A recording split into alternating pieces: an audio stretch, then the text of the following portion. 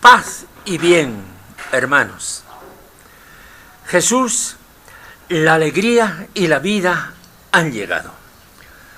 Homilía para el domingo tercero de Adviento en el ciclo A, leyendo el Evangelio de San Mateo en el capítulo 11, versículos 2 al 11. Juan, que había oído en la cárcel las obras del Mesías, mandó a sus discípulos a preguntarle: ¿eres tú el que ha de venir o tenemos que esperar a otro? Jesús le respondió: id a anunciar a Juan lo que estáis viendo y oyendo. Los ciegos ven y los cojos andan, los leprosos quedan limpios y los sordos oyen. Los muertos resucitan y los pobres son evangelizados. Y bienaventurado el que no se escandalice de mí. Al irse ellos, Jesús se puso a hablar a la gente sobre Juan. ¿Qué salisteis a contemplar en el desierto? ¿Una caña sacudida por el viento? ¿O qué salisteis a ver? ¿Un hombre vestido de lujo? Mirad, los que visten con lujo habitan en los palacios. Entonces, ¿a qué salisteis? ¿A ver a un profeta? Sí, os digo, y más que profeta. Este es de quien está escrito: yo envío mi mensajero delante de ti para que prepare tu camino ante ti. En verdad os digo que no ha nacido de mujer uno más grande que Juan el Bautista, aunque el más pequeño en el reino de los cielos es más grande que él. Palabra del Señor.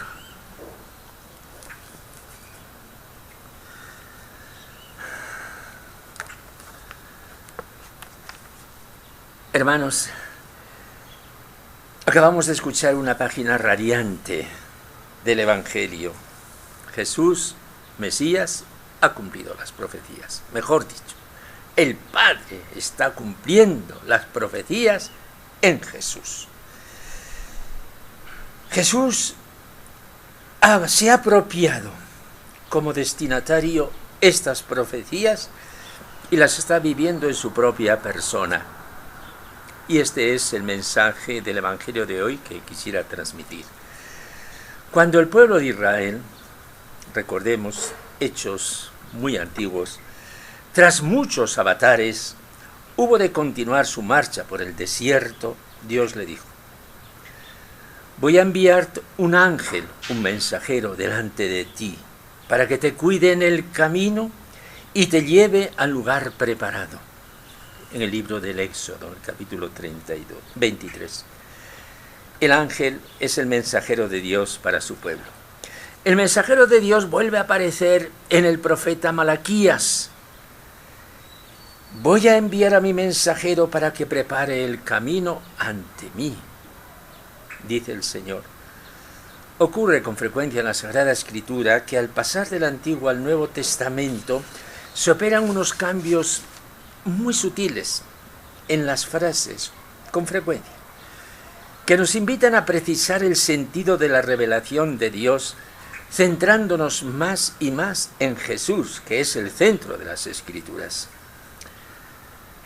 Pensamos que Jesús está escuchando esta frase para sí. ¿Qué camino hay que preparar? No el camino de Juan, sino el camino de Dios, el camino de Jesús, que es el Hijo de Dios. Escuchemos de nuevo: yo envío mi mensajero delante de ti para que prepare tu camino ante ti. Juan no es el camino de sí mismo, sino camino para otro. Y de modo semejante la Iglesia tampoco es un camino para sí mismo. Lo está repitiendo constantemente el Papa Francisco. La Iglesia no tiene que mirarse a sí misma, tiene que salir de sí misma y mirar al pueblo de Dios, a todos los hombres. Y el sacerdote, el predicador, el catequista no es un camino para sí mismo, es el que muestra el camino de Dios. El camino de Juan, ¿a dónde conducía? A la era de Jesús, a la llegada del Mesías. Y la era del Mesías ha llegado ya con la venida de Jesús. Detrás de Jesús, ¿a quién hay que esperar? A nadie. ¿Eres tú el que ha de venir o tenemos que aguardar a otro? No hay que aguardar a otro. Ya ha llegado la hora mesiánica. Con Jesús ha llegado la salvación y con Él ha venido todo bien. Ha llegado Jesús y con Él comienza el reino de Dios que no tiene marcha atrás. La vida histórica de Jesús es la primicia de todo lo que definitivamente ha traído. Con Jesús ha llegado la vida al mundo. La llegada de la vida está patente en las obras de Jesús. Id a anunciar a Juan lo que estáis viendo y oyendo. Los ciegos ven, los cojos andan. Presten atención, los leprosos quedan limpios y los sordos oyen. Los judíos sabían muy bien de qué estaba hablando. Entre las páginas bellísimas del profeta Isaías hay algunas especialmente conocidas por los hijos de Israel, a los que Jesús está hablando. En la primera lectura de este domingo se recoge el capítulo 35 de Isaías. He aquí vuestro Dios viene en persona y os salvará. Y continúa el texto sagrado de Isaías. Entonces se despegarán los ojos de los ciegos, los oídos de los sordos se abrirán. Entonces saltará el cojo como un ciervo y cantará la lengua del mudo, porque han brotado aguas en el desierto y corrientes en la estepa. Así ha hablado el profeta. Pero Jesús ha metido también en la descripción a otros dos carentes de vida, a los leprosos y a los muertos. Id a anunciar a Juan lo que estáis viendo y oyendo. Los ciegos ven, los cojos andan, los leprosos quedan limpios y los sordos oyen. Los leprosos quedan limpios, dijo Jesús. Los leprosos están excluidos de la comunidad de Israel, son como muertos, no pueden participar en el culto de Dios. Si esos excluidos quedan ahora dentro de la comunidad mesiánica de Jesús, eso quiere decir que ya no hay ninguna exclusión. Todos son llamados a participar en la familia nueva que crea Jesús como futuro de la humanidad. Fijémonos que cuando Jesús envía a los 12 a anunciar el reino, también les dice que limpien a los leprosos y añade que resuciten a los muertos. Es el poder que les da para que se inicie la nueva comunidad de Dios, porque jamás un profeta había dado tales poderes.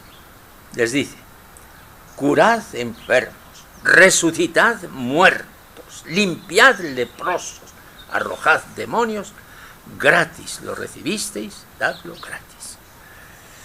Con los leprosos, con los muertos resucitados, se está mostrando cómo la vida plena es la realización del proyecto de Jesús. La importancia de todo esto es que Jesús inicia ya, desde ahora mismo, esta realidad. En el Evangelio de San Juan oiremos cómo Jesús dice, yo he venido para que tengan vida y la tengan abundante. Con todo, las palabras de Jesús que estamos escuchando y tratamos de compartir mediante este comentario no terminan aquí. Quedan coronadas con esta proclamación. Y bienaventurado aquel que no se escandaliza de mí. ¿Por qué nos vamos a escandalizar de Jesús? La frase completa era, los muertos resucitan y los pobres son evangelizados. Y bienaventurado aquel que no se escandaliza de mí. Por estos prodigios no nos vamos a escandalizar de Jesús, pero han observado los intérpretes, conociendo la realidad que Jesús vive, que el escándalo estaría en que el Evangelio es anunciado precisamente a los pobres y no a los que uno se ha forjado en su imaginación, a los que están sosteniendo la religión oficial de Israel, no, a los pobres. El escándalo se produce porque el Evangelio se anuncia precisamente a ellos, desbancando de esta manera nuestros proyectos, las clasificaciones religiosas que nosotros hacemos, las que ellos se hacían y las que también nosotros hoy nos hacemos. Los pobres son los que han rodeado a Jesús. Esos son los herederos de la herencia espiritual que Él nos ha dejado. Amanece un mundo nuevo y en Él estamos. Nosotros somos los beneficiarios de gracia y de gloria que Jesús ha traído. Somos los beneficiarios ya, ahora en Adviento, luego en Navidad, pues en Cuaresma y en Pascua. La vida con Cristo es una vida en plenitud, una vida real que se me da a mí para compartirla con mis hermanos los hombres. Los milagros de Jesús son el signo del reino. El Evangelio de hoy termina con una frase para nuestra reflexión y nuestra alegría. En verdad os digo que no ha nacido de mujer uno más grande que Juan, aunque el más pequeño en el reino de los cielos es más grande que él. El más pequeño en esta nueva era, por ejemplo, pues yo mismo soy más grande y más afortunado que Juan, el mayor de todos los antiguos. Señor Jesús, concédeme que abra los ojos a estas realidades espirituales y que disfrute de la alegría y de la felicidad que tú nos has traído.